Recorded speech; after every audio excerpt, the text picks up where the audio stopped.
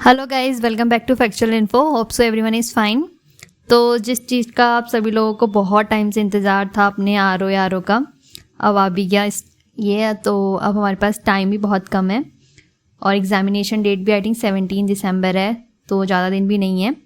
तो मैंने ये जो है डिस्कस करने के लिए नहीं बनाया है कि आपका नोटिफिकेशन आ गया है, नोटिफिकेशन में क्या क्या चीज़ें हैं, क्योंकि नोटिफिकेशन तो आप भी आराम से पढ़ सकते हैं और जिसको नहीं पढ़ना आता है उसको पढ़ाने वाले भी बहुत हैं यूट्यूब पे, तो आप आराम से किसी भी वीडियो में देख के समझ सकते हैं। लेकिन थोड़ा इसको टाइमली भर लीजिएगा। 8 सितंबर से ये शुरू हो गया है और आपको 29 सितंबर तक भर लेना है। तो बाकी सारी बेसिक चीज़ें तो आप इसमें देख लेंगे, लेकिन जो इसमें बदलाव देखने को मिला है वो मिला है हमारे सिलेबस में। एक बार हम सिलेबस को देख लेते हैं और हम कुछ चीज़ एनालाइज करेंगे। अपने जो 50 नंबर का हमें चेंजेस देखने के लिए मिला है कुछ प्रीवियस ईयर जो इसके क्वेश्चन पेपर हैं उसके बिहाफ में, तो थोड़ा उस पेस में रहेगी आपकी ये वीडियो कि जिसमें आपको थोड़ा बहुत आइडिया मिले कि आपको करना क्या है और आप राइट स्टेप ले पाएँ। इसलिए तो पहले इसका सिलेबस देख लेते हैं एक बार। तो ये आपका सिलेबस है प्रीलिम्स का और ये है मेंस का। और काफ़ी लोगों को जो है ना स्किल टेस्ट में भी कंफ्यूजन है। टेलीग्राम में कल डिस्कशन भी चल रहा था और पर्सनली भी पूछ रहे थे कि स्किल टेस्ट का क्या रोल है और स्किल टेस्ट ये लैंग्वेजेस बेस्ड क्यों है, मतलब कि आपको हिंदी भी आनी चाहिए, आपको इंग्लिश भी आनी चाहिए जो टाइपिंग है, तो ये दोनों ही लैंग्वेज में आपको आना चाहिए। लेकिन जो ये आपका थर्ड स्टेप है स्किल टेस्ट, ये आपके नंबर नहीं जुड़ने हैं इसमें, ये एक तरीके का क्वालिफाइंग इन नेचर है। तो इसके लिए इतनी चिंता करने की नीड नहीं है कि हमें तो हिंदी टाइपिंग वगैरह आती नहीं है, हम कैसे करेंगे। फिर इसमें कुछ स्पेशल नीड्स भी हैं, जैसे कि 4000 की डिप्रेशन मांगा है, वहीं आपका शायद 8000 की डिप्रेशन में मांगा। अभी देखते हैं इसमें क्या चीज़ें हैं, लेकिन ये तो थर्ड स्टेप है और सिर्फ क्वालिफाइंग है, तो ये आप तो बाद में भी प्रैक्टिस कर सकते हैं। और जो इंग्लिश टाइपिंग है वो तो काफ़ी लोगों की अच्छी होती है, आपको काफ़ी टाइम मिल जाएगा कि पहले ये 2 स्टेप तो पार करके आओ। प्रीलिम्स जो है सबसे ज़्यादा टफ पोर्शन है, क्योंकि आप वहाँ पे बहुत सारे लोगों से लड़के आएंगे, कम से कम 2 से 3 लाख अगर फॉर्म भी भर रहे हैं, तो आप इतने बड़े मास को डिफीट करना है आपको इस स्टेज में, तो ये ज़्यादा टिपिकल होगा सभी लोगों के लिए। तो पहले इसको तो फोकस कीजिए, स्किल टेस्ट तक तो आप पहुँच ही जाएंगे और स्किल टेस्ट पहुँच गए तो वो निकल भी जाएगा, क्योंकि सिर्फ क्वालिफाइंग इन नेचर है। वहीं आपका मीन्स है, अभी मीन्स पे भी ध्यान देने की बिल्कुल नीड नहीं है, स्पेशली सिर्फ प्रीलिम्स, कि बहुत सारे एक बड़े मास को आपको डिफीट करना है। फिर ये जो सिलेबस है ये शायद आप लोगों ने देख लिया होगा, तो सिर्फ लाइंस लिखी होती हैं लेकिन अंदर बहुत मसाला होता है। तो जो ये जीएस बेस्ड है ये भी एक बार को ठीक है कि हमारे जो ईओ का एग्ज़ाम होने वाला है उसमें भी अगर हम सही स्टेप लेके चलें तो उसका सिलेबस भी काफ़ी हद तक इससे साइमल्टेनियसली मैच खाता हुआ मिलेगा आपको। तो सभी चीज़ें प्रिपेयर कर हेल्पफुल है। साथ में हमारा लोअर पीसीएस, अपर पीसीएस, सारी चीज़ें उसी से ही ये कोइंसाइड करती हैं, क्योंकि ना ही हिस्ट्री में कुछ बदलता है ना ही ज्योग्राफी में कुछ बदलता है। तो ये सब है, थोड़ा सा उत्तराखंड और अच्छे से पढ़ना है, क्योंकि डीप क्वेश्चन तो खैर नहीं पूछता है यूकेपीएससी, वही बेसिक्स पूछता है, यूके ट्रिपलएससी की तरह नहीं है घुस घुस के पूछे। तो फिर भी ये सब कुछ उत्तराखंड से रिलेटेड ही है। हमारा जो चेंज देखने के लिए मिला है दिस वन, इसको मैं थोड़ा इंग्लिश में लेके जाती हूँ। ये हमारे 50 नंबर का, तो पहले हम अगर देखें हमारा जो पहला पेपर हुआ था 2016 में हुआ था आर ओ का, तो उस वक्त हमारा जो मैथ्स एंड रीजनिंग का प्रपोर्शन था वो 30 क्वेश्चंस अप्रॉक्सीमेटली आए होंगे और उसमें बाकी चीज़ें भी पूछी जाती थी। इस बार जो है कम्प्लीटली 50 मार्क्स का दे रखा है पोर्शन, लाइक लोअर पीसीएस में जैसे होता है, एफआरओ में होता है जिसमें 50 नंबर इस तरीके के मैथ्स बेस्ड आते हैं और रीजनिंग बेस्ड आते हैं। तो अब हमारा सबसे इम्पॉर्टेंट पार्ट ही यही रह गया है जो हमारा प्रीलिम्स को क्या कराएगा, क्वालिफाई कराएगा। और बाकी जो 100 मार्क्स के क्वेश्चंस हैं वो तो अप्रॉक्सीमेटली सभी के प्रिपरेशन बेस्ड होते हैं, सभी जीएस उसी तरीके से पढ़ेंगे, सभी आपके प्रैक्टिस करेंगे, कुछ भी करेंगे, घटना चक्र लगाएंगे, सबको वो चीज़ें क्वेश्चन जो है मिल जाएंगी। लेकिन सबसे ज़रूरी जिसमें हम सबसे ज़्यादा नंबर ग्रैप कर सकते हैं वो हमारा ये पोर्शन है 50 मार्क्स का, क्योंकि हर एक की रीजनिंग, हर एक की मैथ अच्छी नहीं होती एंड उस टाइम फ्रेम में उसे कवर कर पाना 50 क्वेश्चंस को सबसे बड़ा टास्क होता है। जिनका लोअर पीसीएस या फिर जिनका ये एग्ज़ाम नहीं निकले, सिर्फ उनकी यही मिस्टेक हो सकती है कि उनकी प्रैक्टिस में कमी है या फिर वो इस 50 जो क्वेश्चंस हैं उनको टाइम फ्रेम में पूरे नहीं कर पा रहे हैं, क्योंकि 100 तो आप फटाफट कर लोगे, टिक मार्क है सीधे, कुछ एनालाइज तो करना नहीं है उसमें, क्वेश्चन देखा 4 में से ऑप्शन आया ठीक है, यहाँ तो लिटरली सॉल्व करना है। तो जिसकी जितनी तगड़ी स्पीड और जिनकी जीएस अच्छी भी नहीं होती है ना, वो भी ऐसे एग्जाम्स को ना क्रैक कर जाते हैं। किस बेस पे? अपने मैथ्स और रीजनिंग की बेस पे। तो लेकिन अगर जिनका दोनों ही अच्छा है उनके लिए तो बहुत ही बढ़िया अपॉर्चुनिटी है। लेकिन फिर भी अभी जिसका कम भी है, ख़राब भी है, वो भी इस चीज़ को सुधार सकता है, क्योंकि इतना तो टाइम है हमारे पास 2-3 महीने की, हम इनको समझ सकें, और इतना टफ भी नहीं है। अब काफ़ी क्वेश्चन जो सबसे ज़्यादा पूछे जा रहे थे वो इस बेस पे पूछे जा रहे थे, जो हमारे टेलीग्राम में भी बच्चे पूछ रहे हैं, आपस में डिस्कशन भी कर रहे हैं कि इसमें हमें ये समझ नहीं आ रहा कि मैथ्स का पोर्शन कितना है, रीजनिंग का पोर्शन कितना है, कैसे कैसे ये पूछेंगे हमसे, मैथ्स कौन से लेवल की आएगी, कितनी टफ होगी, क्योंकि इसमें क्लियरली हमें दिख नहीं रहा है कि मैथ्स ऐसे करके लिखा होगी, रीजनिंग ऐसे तो कभी भी नहीं लिखा रहता है। और कितने नंबर की आएगी, कौन बताएगा भाई आपको कि कितने नंबर की आएगी? ये क्या कोई बताया जाएगा कि इसमें से 30 नंबर की मैथ आएगी, 20 नंबर की रीजनिंग आएंगी, या वाइस वर्सा इसको कर दिया जाए? नहीं ना, ये तो कुछ भी हो सकता है। और किसी टॉपिक से 2 क्वेश्चन देखने को भी मिल सकते हैं, किसी से 3 भी मिल सकते हैं, किसी से 0 भी मिलेगा, किसी से हो सकता है 1 ही मिले, इनमें से जितने भी टॉपिक्स दिए गए हैं। तो ये कोई हाथ की बात नहीं है ना, हमें तो जितना दिया गया है उसको सही तरीके से करना है और सारी चीज़ों को प्रिपेयर करते हुए चलना है, चाहे कुछ भी आए, चाहे 0 आए क्वेश्चन, चाहे 5 आ जाएं उससे, ठीक है।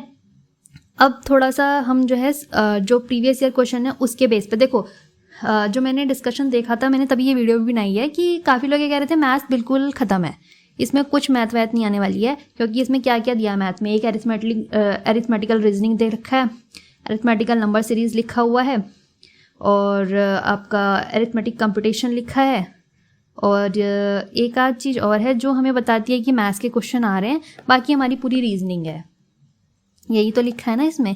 देखो चीज़ें तो कुछ नहीं बदली हैं, सिर्फ हमारा 30 नंबर से क्या हो गया है, 50 नंबर का हो गया आर ओ। अगर ज़्यादा नंबर का हुआ है ना तो ज़्यादा क्वेश्चंस भी आएंगे। अब सोचो 20 नंबर और 20 क्वेश्चन एक्स्ट्रा आएंगे अब, तो वो ऐसे तो है नहीं कि रीजनिंग ही भर जाएगी, मैथ्स तो दिखेगी ना। तो जिन लोगों के मन में ये ख्याल बन गया है यहाँ से देखते हुए कि मैथ्स नहीं आने वाली है, तो प्लीज़ उसको थोड़ा सा साइड कर दीजिए, क्योंकि मैथ आएगी और मैथ अच्छी आएगी। ये एक आपका प्रिलिमिनरी जो स्टेज है वो क्लियर करने की है, जिसमें हज़ारों लोगों, हज़ार भी नहीं लाखों लोगों में से छटाई करनी है। तो छटाई करनी है मतलब समझ लो इतना इजी नहीं होने वाली हैं चीज़ें कि आपको परोस दी जाएंगी, थोड़ा टफ है, प्रिपरेशन अच्छी चाहिए। तो देखो कि क्या क्या आ सकता है। आई थिंक जो रीजनिंग है एक बार हम देख लेते हैं, उसके बाद क्वेश्चन पेपर को सॉल्व करेंगे और उसको देखेंगे कि क्या क्या इसमें से वहाँ पूछा गया है। तो वर्बल और नॉन वर्बल टाइप की रीजनिंग, ठीक है, और एनालॉजीज़ होती है। एनालॉजीज़ में बहुत सारी चीज़ें आ जाती हैं, नंबर एनालॉजी है, फिगर एनालॉजी है, और आपकी लेटर एनालॉजी है, बहुत टाइप की एनालॉजीज़ आ जाती हैं। सिर्फ टर्म एनालॉजी देखने से एक चीज़ नहीं होती है। अगर आप रीजनिंग की प्रैक्टिस करना चाहते हैं तो आप टेलीग्राम चैनल को जुड़ सकते हैं, उसमें बहुत सारी पीडीएफ्स ऑलरेडी पड़ी हैं जिसमें बहुत सारे रीजनिंग के क्वेश्चंस हैं, और अभी भी मेरे पास भी काफ़ी सारे हैं अदर, मैं उसको भी डेली शेयर करूँगी। वैसे काफ़ी पीडीएफ्स ऑलरेडी शेयर कर रखी हैं जिसमें आपके हर तरीके की प्रैक्टिस सेट्स हों। तो अभी लेटर एनालॉजीज़ और फिगर एनालॉजी, इन सब की नंबर एनालॉजीज़ की पीडीएफ्स वहाँ पे डाली जाएगी, तो आप जुड़ सकते हैं, ठीक है। वो आपको उसमें मिल जाएगा डिस्क्रिप्शन में और नीचे कमेंट सेक्शन में पिन। वहीं स्पेस विजुलाइजेशन, प्रॉब्लम सॉल्विंग और analysis judgement, decision making, visual memory, discrimination observation, relationship concept, मतलब थोड़ा सा ना कॉम्प्लेक्स करके दे रखा है जो हमने टर्म्स को अभी तक पढ़ा है। हम कैसे पढ़ते थे रिलेशनशिप कॉन्सेप्ट्स में, हम पढ़ते थे ब्लड रिलेशन करके, हर जगह क्या लिख के आता था, ब्लड रिलेशन। तो मतलब जो टर्म इन्होंने बदले हैं ना, इनको देख के कंफ्यूज मत होना कि क्या क्या है ये। डिसीजन मेकिंग, ये सब स्टेटमेंट बेस्ड जो क्वेश्चंस होते हैं थोड़े वो हो गए। और ये फिगर क्लासिफिकेशंस में आपने देखा होगा, हमारे अभी वीडियो का पेपर होता है उसमें फिगर के क्वेश्चन आए थे ना, तो ये सब वही है, अरिथमेटिक नंबर सीरीज वगैरह सब। तो जितना टिपिकल दे रखा है ऐसे हमें समझ में नहीं आता, जब हम क्वेश्चन देखते हैं तो हमें समझ में आती है सारी चीज़ें। अब सिंबल्स, रिलेशनशिप, अरिथमेटिक कंपटीशन, ये सब है। अब देखते हैं हम थोड़ा सा क्वेश्चन पेपर की उसमें कैसे दिया गया है और मैथ्स कैसी है, फिर हम उसमें से थोड़ा सा एनालाइज करने की कोशिश करते हैं कि। तो ये तो आपका 2022 का पेपर है, जो हुआ था एडवोकेट जनरल का, जिसमें आरओ की पोस्ट आई थी ना, महाधिवक्ता। तो एक अभी तक यही हुआ है, 2021 का फॉर्म है ये, और 2022 में पेपर हुआ था। और उससे पहले जो आरओ का पेपर हुआ था वो हुआ था 2016 में, और जिसका रिजल्ट आई थिंक 2019 में आया है। उसके बाद आरओ का स्पेशली सचिवालय के लिए और आपके यूकेपीएससी के लिए नहीं आया है, जिसमें डायरेक्ट पोस्ट हो। तो ये एक है, ये थोड़ा सा अलग इसलिए है क्योंकि इसमें आपके 200 क्वेश्चन थे आई थिंक। यस, इसमें आपके 200 क्वेश्चन के अप्रॉक्सीमेट था। थोड़ा सा ये डिफरेंट है, और इसकी मैथ्स एंड रीजनिंग भी अलग है, इसको हम बाद में देखेंगे। इसके अलावा भी हमारा तो ये जो है हमारा क्वेश्चन पेपर है 2016 का, ये रियल आरओ का पेपर है आपका, ठीक है। तो इसमें पहले तो हम देख लेते हैं कि सबसे ज़्यादा चीज़ें क्या पूछी गई हैं। साइंस को इग्नोर मार के मत चलना, साइंस बहुत अच्छी पूछी जाती है आरओ में। और ये पहला paper I think full on science है, कंप्यूटर है, तो ये तो जीएस बेस्ड ही आ जाएंगी सारी चीज़ें। ये हमारा मेन था, हमें मैथ्स देखनी थी, तो मैथ के क्वेश्चन देखते हैं। तो पहला ही क्वेश्चन देख लीजिए आप, ये हमारा सिंप्लीफिकेशन का क्वेश्चन है, और ये नंबर सिस्टम में भी आता है। तो सिंप्लीफिकेशन हो गया मैथ्स का पोर्शन। तो मैथ्स के ना अपने टॉपिक्स जो हैं लिख के चलो कि आपको स्पेशली कौन से देखने हैं, जो आपके सिलेबस में डायरेक्टली नहीं लिखे हुए हैं। होता है ना, बहुत बार हमें समझ में नहीं आता कि कैसे कैसे क्वेश्चंस आएंगे, लेकिन हमें वो टॉपिक अगर पता हो तो उस टॉपिक को कंप्लीटली करके चलो और एक साइड में लिखो। तो हमारा एक पहला चीज़ क्या मिली है, पहली मिली है कि सिंप्लीफाई, जितने भी हैं उनको देखना है। ये क्वेश्चन है आपका एवरेज से। तो मैथ में हमारा होता है ना एवरेज वाला चैप्टर, तो ये एवरेज से पूछा गया क्वेश्चन है। फिर a man has some hens, ये आपके परसेंटेज का क्वेश्चन है। देख रहे हैं टॉपिक्स क्लियरली, जैसे होता है ना एक एक टॉपिक का एक एक क्वेश्चन उठा लिया गया हो सीरीज वाइज। तो एवरेज, कोई परसेंटेज का, कोई सिंप्लीफिकेशन का, कोई नंबर सिस्टम का, इस तरीके से। तो ये देखो परसेंटेज का क्वेश्चन है। फिर उसी के बाद हमें देखने को मिल जाता है प्रॉफिट एंड लॉस का क्वेश्चन। ये आपकी स्क्वायर्स फाइंड करने वाली रीजनिंग है, और ये भी रीजनिंग का क्वेश्चन है। ये आपके प्रॉब्लम सॉल्विंग जो होते हैं रीजनिंग के, वो क्वेश्चन है। ये आपका ब्लड रिलेशन का क्वेश्चन है, और दिस इज़ ऑल्सो ये डायरेक्शन और पोजीशन वाले क्वेश्चन है रीजनिंग का। ये फिगर रीजनिंग हो गई। हर नया प्रकार का क्वेश्चन जो हर तरीके के टॉपिक के सिलेबस को कवर कर रहा हो। मैथ्स में दिस इज़ हमारा इंटरेस्ट वाला। अगर कोई ये सोचता है कि हमारे इंटरेस्ट और ये जो है उससे क्वेश्चन नहीं पूछे जाएंगे, तो भाई अभी हमारा मेन मकसद क्या है, हम 2016 को ही तो पकड़ सकते हैं, क्योंकि लास्ट पेपर वही तो हुआ था। तो उसमें भी यही चीज़ें दी गई थी, और अभी इसमें भी यही चीज़ें आएंगी। तो सिलेबस को बिल्कुल इस तरीके से मत सोचो कि कुछ भी नहीं दे रखा है, मैथ्स है ही नहीं। मैथ्स है, अपने उन पर्टिकुलर टॉपिक को तो ज़रूर प्रिपेयर करो। जैसे आप देख रहे हो हर एक टॉपिक का एक एक क्वेश्चन आ ही गया है। तो ये सिंपल इंटरेस्ट का एक क्वेश्चन देखने को मिल गया है। अगेन ये फादर एंड एज वाला सबने पढ़ा होगा, 10th तक की मैथ है ये, और उसमें से ये क्वेश्चन होते हैं रेशियो प्रोपोर्शन वाले। और ये देखो फिर ये सीरीज़ हो गई है, सीरीज़ एनालॉजी आ गई, ट्राइंगल्स को फाइंड करने वाला क्वेश्चन। और ये हमारी सीरीज़ हो गई नंबर सीरीज़। ये हमारा टाइम एंड वर्क का क्वेश्चन है। ये हमारा रेशियो एंड प्रोपोर्शन का क्वेश्चन है। और ये बेसिकली ट्रेन वाला है, जिसको हम बोलते हैं प्रॉब्लम्स बेस्ड जो होते हैं ट्रेन के ऊपर। तो ये रेशियो प्रोपोर्शन। ये हमारा स्पीड वाला क्वेश्चन है, इसमें डायरेक्शन जो है और टाइम निकालने के लिए पूछे जाते हैं। तो ये उस चैप्टर का है स्पीड। और इसमें एक और चीज़ भी आ सकती है, बोट्स एंड स्ट्रीम्स का भी एक जो पोर्शन होता है, तो उसमें से भी क्वेश्चन पूछा जाता है, क्योंकि वो भी स्पीड चैप्टर से ही रिलेटेड होता है। This is reasoning. ये हमारा चैन रूल बेस्ड है, ये चैन रूल बेस्ड में आता है। और ये वो हो गया, ये आपके रीजनिंग का क्वेश्चन हो गया। फिर ये हमारे रीजनिंग में जो क्लॉक है उसके क्वेश्चन हो गया। ये मिक्सचर एंड एलिगेशन जो टॉपिक होता है मैथ्स का, उसका क्वेश्चन है ये mixture and allegation. This is number system, उसका क्वेश्चन है ये। क्लॉक का क्वेश्चन आ गया फिर से। ये तो तब है जब 30 के आसपास क्वेश्चन आए थे, अब तो सोचो 50 के आसपास पूरा कंप्लीटली सेक्शन ही है हमारा। फिर this is again time and work. ये पोजीशन चेंज करने वाले हैं, ये भी नंबर सिस्टम में ही आ जाते हैं। बाकी इस वाले आपके आरओ के पेपर में तो 150 तक पहुंचने के लिए हमारे जीएस को इंट्रोड्यूस कर दिया गया था, लेकिन अब जो पेपर आना है उसमें तो 101 से लेके 150 तक पूरा मैथ्स रीजनिंग से ही कंबाइंड रहेगा। तो आई थिंक ये इससे हमें पता चल रहा है कि हमारे कौन से ऐसे टॉपिक्स हैं जो हमें बिल्कुल कवर करके चलने हैं। तो हम देख लेते हैं, ये हमारा सिलेबस का पोर्शन था। इसको एक सिंपलर लैंग्वेज में देखें तो हमें रीजनिंग में क्या क्या चाहिए जो हमें प्रिपेयर होना चाहिए। दिस इज सीरीज़ में बहुत आती है। सीरीज़ की टाइप्स बहुत हो जाते हैं ना, नंबर सीरीज़ हो जाती है, लेटर सीरीज़ हो जाती है, उधर अल्फ़ाबेट सीरीज़ हो जाती है, और भी वैराइटीज़ हो जाती हैं सीरीज़ में, वो देखने के लिए। और हमारा सिलोगिज्म, इसमें क्वेश्चन नहीं पूछा गया है लेकिन सिलोगिज्म में प्रिपेयर होना चाहिए। फिर हमारा एक और देखें तो फिगर एनालॉगी भी बहुत टाइप की है। फिगर एनालॉगी है आपकी, लेटर एनालॉगी है आपकी, और आपकी सीरीज़ में भी देखने को मिल जाती है नंबर एनालॉगी है। तो ये हो गया। और भी अगर हम रीजनिंग में देखें तो इमेजेस पूछी जा सकती हैं। इमेजेस में आता ही है वैसे भी, जिसमें डायरेक्शन बेस्ड, जिसमें कुछ होता है फिगर, या फिर आपका मिरर इमेजेस आ जाती हैं कभी कभी, वाटर या मिरर इमेजेस। और हमें नंबर सीरीज़ तो हो ही गया, प्रोबेबिलिटी का क्वेश्चन भी आ जाता है, आपकी ब्लड रिलेशन देखने को मिलता है, और हमारा डायरेक्शन बेस देखने को मिलता है क्वेश्चन। तो इसमें से भी जो हमारे सिलेबस दिया गया है, इसमें से भी हम डायरेक्टली पॉइंट आउट कर सकते हैं ईजीएस्ट वे में लिखने के लिए कि हमें कौन कौन से टॉपिक रीजनिंग में प्रिपेयर करने हैं।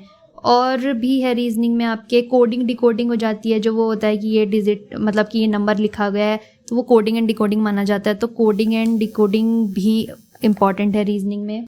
बाकी प्रॉब्लम सॉल्विंग, डिसीजन मेकिंग, सब चीज़ें उसमें है। और अब आता है मैथ्स के लिए हमें स्पेशली क्या करना है। तो आई थिंक मैथ्स के लिए हमें चाहिए, उनको हमें नोट डाउन करके चलो, कम से कम वो टॉपिक्स तो देखो, क्योंकि इसमें से अगर आपको टॉपिक समझ में नहीं आ रहा है ना कि मैथ्स के क्या करने हैं, तो आप अपने वैसे करके टॉपिक्स फ्रेम करो। जैसे कि सिंप्लीफिकेशन, वो बहुत ही मैंडेटरी है, वो हर तरीके से हेल्प आएगा, क्वेश्चन में ज़रूर ही पूछा जाएगा। फिर हमारा हो गया नंबर सिस्टम। नंबर सिस्टम में बहुत वेराइटीज़ ऑफ क्वेश्चन आते हैं। कुछ जो होते हैं सिंप्लीफिकेशन के तौर पे भी होते हैं, और कुछ आपके डिजिट फॉर्म में कि ये 2 डिजिट का फ्रेम बनाओ, एलसीएम एलसीएफ सब नंबर सिस्टम के अंदर आ जाते हैं। फिर आपका जो है परसेंटेज के क्वेश्चंस, आपने अभी देखे ना कि परसेंटेजेस भी थे, तो वो भी प्रिपेयर करने हुए। सिलेबस में नहीं दिया है बट मस्ट है। फिर है आपका प्रॉफिट एंड लॉस, उसके बाद आपके मिक्सचर एंड एलिगेशन के क्वेश्चन। ये पूरी अपने आप में मैथ है, उसमें देख के भ्रमित होने की ज़रूरत नहीं है कि मैथ नहीं आएगी। और फिर आपके जो हैं स्पीड के क्वेश्चन, स्पीड में भी 2 तरीके के हैं, जो ट्रेन बेस्ड हो सकते हैं, नॉर्मल डायरेक्शन बेस्ड हो सकते हैं, और आपके और भी देखें तो हम बोट्स एंड स्ट्रीम्स बेस्ड भी हो सकते हैं। किसी भी तरीके के क्वेश्चन स्पीड के उसमें आ सकते हैं। फिर आपका रेशियो एंड प्रपोर्शन का क्वेश्चन भी हमें देखने को मिला था। और हमारे टाइम एंड वर्क, और इसके अलावा इंटरेस्ट वाले क्वेश्चंस थे, डिस्काउंट वाला भी आ सकता है, वो सब प्रॉफिट एंड लॉस के अंदर काउंट किया जाता है। व्हाट एल्स रिमेनिंग, एवरेज वाले क्वेश्चन, तो अपने आप में पूरी मैथ ही हो गई है ये। और बाकी प्रॉब्लम जो होते हैं बेस्ड आपकी एजेस के ऊपर, पार्टनरशिप के ऊपर, और ट्रेन्स के ऊपर, चेन रूल के ऊपर। और आई थिंक एक सबसे इम्पॉर्टेंट रह जा रहा है, वो पूछा भी जा सकता है नहीं भी, लेकिन प्रिपेयर होना चाहिए, एरिया वॉल्यूम वाला जो हमारा सेगमेंट होता है ना, वो भी मैंडेटरी है। तो पूरी मैथ्स के लिए आई थिंक ये सारी मैथ्स हर ही क्वेश्चन में पूछ जाती है। जैसे एसएससी प्रिपेयर कर रहे होते हो, और या फिर अगर पीसीएस का भी प्रिपेयर करोगे, अपर पीसीएस वगैरह, लोअर पीसीएस भी प्रिपेयर करोगे, तो आई थिंक ये सारे टॉपिक उसमें कवर अप होते हैं। तो ये मैंडेटरी है कवर करना, और ये आपकी मैथ्स का पोर्शन है, तो उसको बिल्कुल नेगलेक्ट करके ना चलें, और इसे ना सोचें कि नहीं आने वाला है। ये सब हो गया। और एक बार मैं वो भी देख लेती हूँ, जो आपका क्वेश्चन पेपर था, ये जो मैंने बोला था, ये एडवोकेट जनरल का है जो हुआ था, इसमें कुछ मैथ के क्वेश्चन आए हैं क्या? ये काफ़ी इजी था, क्योंकि इसमें जीएस बेस ज़्यादा था। तो आप देख ही होंगे, मैंने काफ़ी पेशन कर दिए, और सब जीएस बेस्ड ही क्वेश्चन है ये।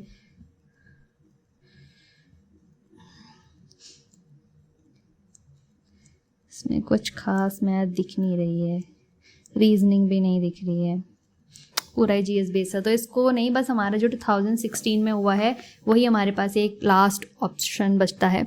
अब ठीक हो जाएगा। अब इसके बाद आप लोग को मेन क्या करना है, जितने भी दिन बचे हैं अपने प्रैक्टिस के लिए प्रैक्टिस सेट ज़रूर लगाएं। ज़्यादा से ज़्यादा प्रैक्टिस कीजिए। जीएस के लिए तो आपके पास घटना चक्र है, हर तरीके से सॉल्व कर दीजिए। और जीएस के आई थिंक बहुत वेराइटीज़ ऑफ क्वेश्चन पेपर हमें मिल जाते हैं। एसएससी के कर लो या फिर जितने भी स्टेट पीसीएस के क्वेश्चन पेपर आए हैं उसको सॉल्व कर लो अगर एक्स्ट्रा टाइम बच रहा है तो। उत्तराखंड में जितने भी अभी तक क्वेश्चन पेपर हुए हैं, पीवाईक्यू जो होते हैं, जीएस में जितने क्वेश्चन आए हैं वो कर लो। उत्तराखंड का तो आई थिंक सभी बच्चे इतने परफेक्ट हैं कि उन्हें इतना अच्छे से पता है कि उत्तराखंड उन्हें करनी कहाँ से है, उत्तराखंड की उन्हें प्रैक्टिस कहाँ से करनी है, प्रैक्टिस सेट कहाँ से लगाने हैं। तो उत्तराखंड के लिए तो everyone is I think very ready. नहीं पता है तो ऑप्शंस हैं बहुत लोगों के पास। और ये जो जीएस का है ये भी आई थिंक है, लेकिन मेन है कि हमारा मैथ्स एंड रीजनिंग के लिए हमें कहाँ से प्रिपरेशन करनी है। तो हमारा एक ग्रुप भी है जिसमें मैथ्स के क्वेश्चंस भी दिए जाते हैं और उसी में आपकी क्वेरीज भी सुनी जाती है, उसमें पीडीएफ्स भी दी जाती है जिसमें प्रैक्टिस के लिए क्वेश्चन भी हैं, साथ में आंसर्स भी हैं और बाकी चीज़ें भी हैं। तो आप उसको ग्रुप को भी ज्वाइन कर सकते हैं। पहले टेलीग्राम ज्वाइन कीजिएगा, उसके बाद आप उस ग्रुप में ऐड हो सकते हैं क्योंकि उसमें डेली टारगेट्स मिलते हैं और डेली टारगेट में मैथ्स का वो पूरा पोर्शन दिया जाता है। और अब तो उसमें पीडीएफ्स भी मिलेंगी जिसमें रीजनिंग के क्वेश्चन, मैथ्स के क्वेश्चन विद आंसर और उन्हीं सारे टॉपिक्स को ध्यान में रखते हुए स्पेशली डिज़ाइन किया जाए। जैसे एक ही टॉपिक के ऊपर 50 से 60 क्वेश्चन आप लोगों को प्रिपेयर कराए जाएँ ताकि जो मैंने भी बताया कि मैथ्स में ये आ रहे हैं, रीजनिंग में आ रहे हैं, हर एक का अलग अलग पीडीएफ दे के कि वो प्रिपेयर होता चले। तो चाहें तो आप उसको ज्वाइन कर सकते हैं। So this is all about आपका आरओ और ये बहुत ज़्यादा अच्छा मौका है। तो बाकी चीज़ों के चक्कर में ना पड़े, स्पेशली दैट स्किल टेस्ट की भाई 4000 की डिप्रेशन मांगा है, 8000 की डिप्रेशन मांगा है, ठीक है मांगा है, हो जाएगा, वो बहुत ईजिली हो जाता है। उसमें आई थिंक नहीं फेल हुआ है कोई अभी तक कि उसकी वजह से उसका रुक गया हो, क्योंकि वो इतना टाइम तो मिलता ही है कि 1 महीना या जितना भी है जिसमें आप उतना सीख सकें। अब आपका एम बन जाता है ना, आप प्रीलिम्स निकाल के आए हैं, आप मेंस निकाल के आए हैं, अब आपको जैसे तैसे वो निकालना है तो पूरा दिन रात उसको पढ़ो, प्रैक्टिस करो, हो जाएगा वो। उसकी टेंशन अभी मत लो, वरना ये प्रीलिम्स नहीं हुआ ना तो वहाँ तक तो वैसे भी नहीं पहुँचना है, स्किल टेस्ट तक। तो अभी इस चीज़ पे फोकस करो and all the very best सभी लोगों को। और मेरा अगेन यही कहना है कि टेलीग्राम चैनल को आप ज्वाइन कर लीजिए और बाकी डिटेल्स आपको वहाँ मिल जाएगी best. And really all the very best for your RO examination plus आपका ईओ एग्जामिनेशन, उसका अलग है आई थिंक।